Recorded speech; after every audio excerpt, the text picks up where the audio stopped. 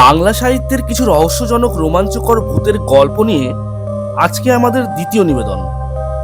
এই গল্পের সমস্ত চরিত্র এবং ঘটনাবলী সম্পূর্ণ কাল্পনিক। বাস্তবের সাথে কোনো মিল থেকে থাকলে সেটা সম্পূর্ণ অনিচ্ছাকৃত ও কাকতালীয়।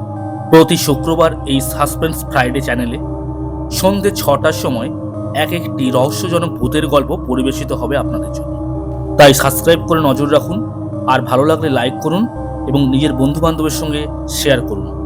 শুরু হচ্ছে আজকের গল্প, রাজা বাহাদুরের চোরা কুঠুরি। গল্প পাঠে অরিন্দম। Suspense Friday. আলোচনা সভা শেষ হতে অনেকটা রাত্রি হয়ে গেল।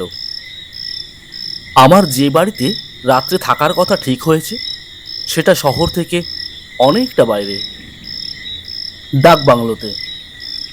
কর্মকর্তাদের একজন আমাকে মোটর গাড়ি করে পৌঁছে দিতে গেলেন, কিন্তু যাওয়ার সময় পথে আরেক বিপত্তির সম্মুখীন হলাম আমরা।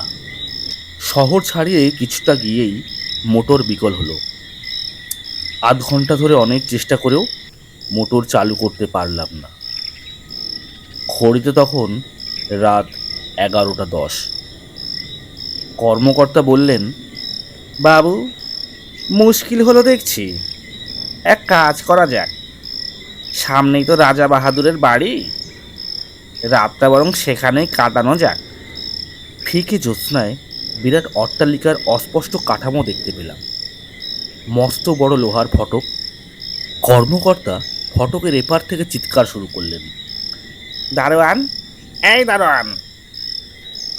অনেকক্ষণ ডাকার পরে এক আধবুড়ো এক দারোয়ান এসে দাঁড়ালো ফটকের সামনে। কর্মকর্তাকে চিনতে পেরেই সেলাম করল।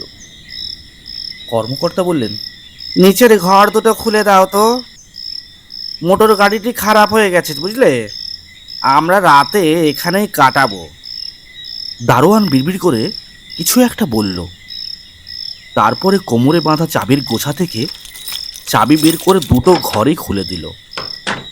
একটি ঘরে আমি, আরেকটি ঘরে কর্মকর্তা আর ড্রাইভার থাকলো।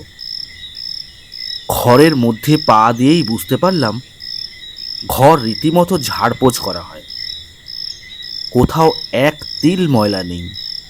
উঁচু খাট, আর খাটের উপরে পরিষ্কার বিছানা, এবং তার সাথে ঝালর দেওয়া দুটো বালিশও আছে। সারা রাত বাতি জ্বেলে ঘুমানোর অভ্যাস আমার। অন্ধকারে একেবারেই ঘুম আসতে চায় না। কম পাওয়ারের নীলাভ বাতি জ্বেলে আমি শুয়ে রইলাম। শুয়ে শুয়ে এদিক ওদিক দেখতে থাকলাম। হঠাৎ চোখে পড়ল পায়ের নিচে একটি তিল রঙের ছবি রাখা আছে। ছবিতে সিংহাসনের ওপর এক কারুকার্য করা চেয়ারে বসে আছেন এক প্রৌঢ়। অঙ্গে জমকালো পোশাক, প্রকাণ্ড মুখ, বিরাট গোঁফ, আর রক্তাক্ত দুটি চোখ দিয়ে যেন জল জল করে আগুন বেরাচ্ছে। ইনি সম্ভবত রাজা বাহাদুর। এই অট্টালিকার মালিক ছিলেন হয়তো এক সময়। তখন বাইরে বৃষ্টি পড়ছে। গাছের পাতায় নুপুরের আওয়াজের মতন বৃষ্টির আওয়াজ শোনা যাচ্ছে। এক সময় ক্লান্ত হয়ে ঘুমিয়ে পড়লাম। ঘুমের মধ্যে কানে শব্দ এলো। প্রথমে মনে হলো ঝড়ের বেগে জানলার পাল্লা কাঁপছে। তারপর মনে হলো কে যেন দরজায় ধাক্কা দিচ্ছে। প্রথমে মনে হলো এত রাত্রে কে দরজাতে আওয়াজ করছে। তবে কি কোনো কারণে কর্মকর্তা কিংবা ড্রাইভার ডাকছে আমাকে?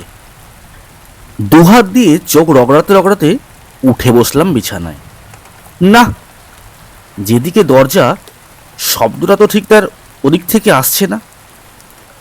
ফিরতেই সারা শরীর কেঁপে উঠল আমার। আমি ভীতু, এমন বদনাম কেউ দেবে না, কিন্তু চোখের সামনে এমন এক দৃশ্যকেই বা অস্বীকার করি কি করে? ছবির ফ্রেমটুকু রয়েছে, রাজা বাহাদুর নেই ছবিতে।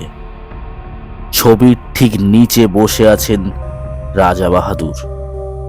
একই পোশাক, একই ভঙ্গি, নিশ্চল নিথর, তবু হাতে মোষের সিংয়ের ছড়িটা মেজের উপর ঠুকছেন উনি। আমার মনে হলো শরীরের সমস্ত রক্ত বরফ হয়ে গিয়েছে। চিৎকার করার শক্তিও হারিয়ে ফেলেছি। চুপচাপ তাই বসে রইলাম। বাইরে ঝড়ের গতির উদ্যম আরো বেড়েছে। হঠাৎ এক সময় শব্দ করে দরজা খুলে গেল। হাওয়ার ঝলকের মধ্যে দীর্ঘ কেশ চেহারার এক মানুষ ঘরের মধ্যে এসে ঢুকলো। এগিয়ে আসতেই দেখতে পেলাম লোকটার খালি গা আর ময়লা ধুতি হাঁটুর ওপর পর্যন্ত গোটানো, মাথায় মোটা টিকি। এদেশে চাষাপুষো লোক বলেই মনে হলো আমার। লোকটা রাজা বাহাদুরের সামনে গিয়ে দাঁড়াতেই ভ্রুকুটি ফুলে উঠল। রাজা বাহাদুর বলল, কে? আমি ঠাকুর প্রসাদ। ঠাকুর প্রসাদ, এখানে এত রাত্রে কি দরকার? আমার ছেলে শিবপ্রসাদ কই? শিবপ্রসাদ কোথায় তা আমি জানবো কি করে? হ্যাঁ, তুমি জানো, তোমার লোক তাকে ধরে এনেছে। আমার খাজনা বাকি ছিল, 2 সাল ধরে দিতে পারছি না বলে তাই তোমার লোক আমার ছেলেকে ধরে এনেছে। বলো কোথায়? মনে হলো রাজা বাহাদুর যেন একটু অস্বস্তি বোধ করলেন। একবার খোলা দরজার দিকে দেখলেন, হয়তো এই আশায় তার কোনো পাইক যদি এই ঘরে এসে পড়ে। কিন্তু কেউ এলো না। এই গভীর রাতে ঝড় বৃষ্টির মধ্যে সবাই বোধহয় নিশ্চিন্তে ঘুমিয়ে পড়েছেন। কিন্তু কেউ এলো না দেখে রাজা বাহাদুর বললেন, আমি তোমার ছেলের কথা জানি না, তুমি যেতে পারো এখান থেকে। যাওয়ার জন্য আসিনি। ঠাকুর প্রসাদের গলায় যেন মনে হলো সিংহ গর্জনের সুর। তারপরে রাজা বাহাদুর বলে উঠলেন, তার মানে তুমি কি বলতে চাইছো? আমি প্রথমে ভাবলাম বোধহয় বিদ্যুৎ চমকালো বাইরে। এবার বুঝতে পারলাম এটা বিদ্যুতের আলো নয়। ঠাকুর প্রসাদ কোমর থেকে ধুতির আড়ালে লুকোনো এক প্রকাণ্ড ভোজালি বের করলেন। রাজা বাহাদুর আর্তকণ্ঠে চিৎকার করে উঠলেন, এ কি করছো? ঠাকুর প্রসাদ বলল, শিবপ্রসাদকে আমার চাই, নইলে প্রাণে বাঁচতে দেব না। বলো শিবপ্রসাদ কোথায়? সঙ্গে সঙ্গে রাজা বাহাদুর বলে উঠল, তোমার ছেলে শিবপ্রসাদ চোরা কুঠিতে আছে। বলতে বলতে রাজা বাহাদুর উঠে দাঁড়ালেন। উঠে দাঁড়িয়েই দেওয়ালে ফটোর পেছনে হাত দিয়ে কিছু একটা টিপলেন। সঙ্গে সঙ্গে ঘর ঘর একটি শব্দ শুরু হল। রাজা বাহাদুর সেদিকেই আঙ্গুল দেখিয়ে বললেন,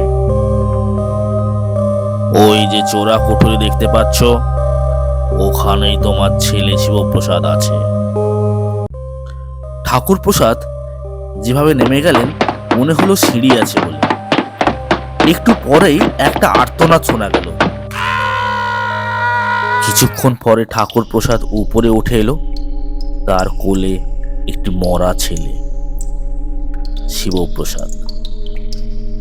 শিবপ্রসাদ, শিবপ্রসাদ বাবা মা, তুই কোথায় গেলি রে?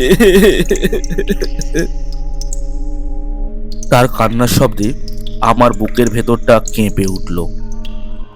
মরা ছেলেকে মেঝের ওপর নামিয়ে রেখে ঠাকুর প্রসাদ সোজা হয়ে দাঁড়িয়ে রাজা বাহাদুরের মুখোমুখি দাঁড়ালো এবং বজ্র গর্জনে বলে উঠল, আর নয়, তোমার অত্যাচার দিনের পর দিন অনেক সহ্য করেছি, এবার প্রতিশোধ নেব।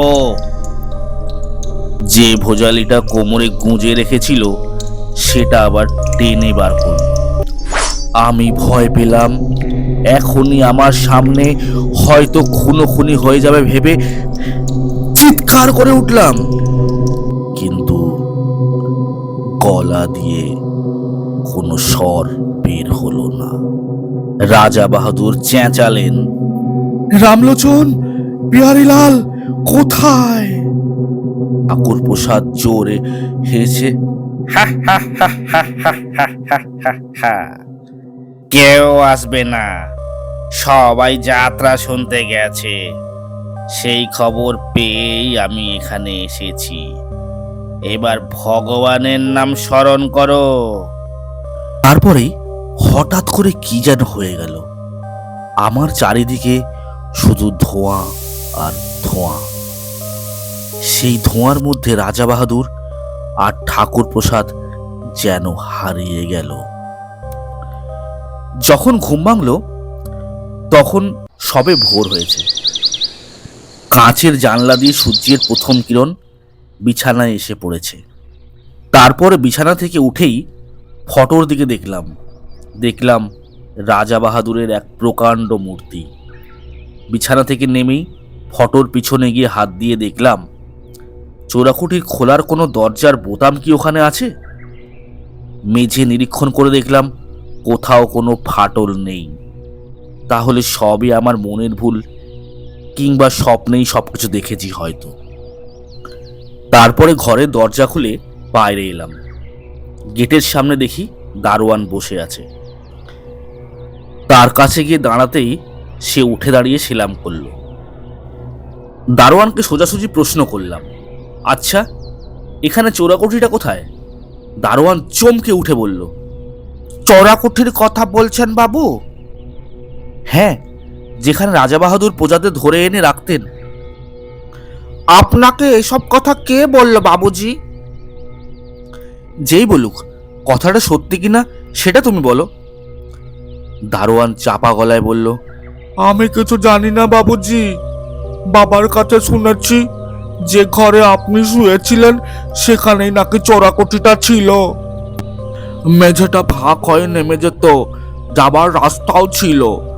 রাজা বাহাদুর মরে যাবার পর তার ছেলে বিলাত থেকে ফিরে এসে মেঝে গেঁথে চোরাকুটির দরজা বন্ধ করে দিয়েছিলেন। রাজা বাহাদুরের ছেলে কোথায় থাকেন? কলকাতায় বাবুজি।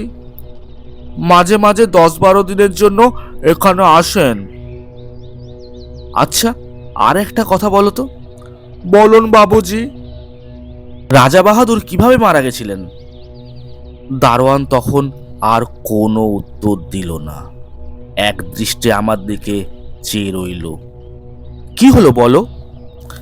দারোয়ান প্রায় কেঁদেই ফেলল। আমি কিছু জানি না বাবুজি।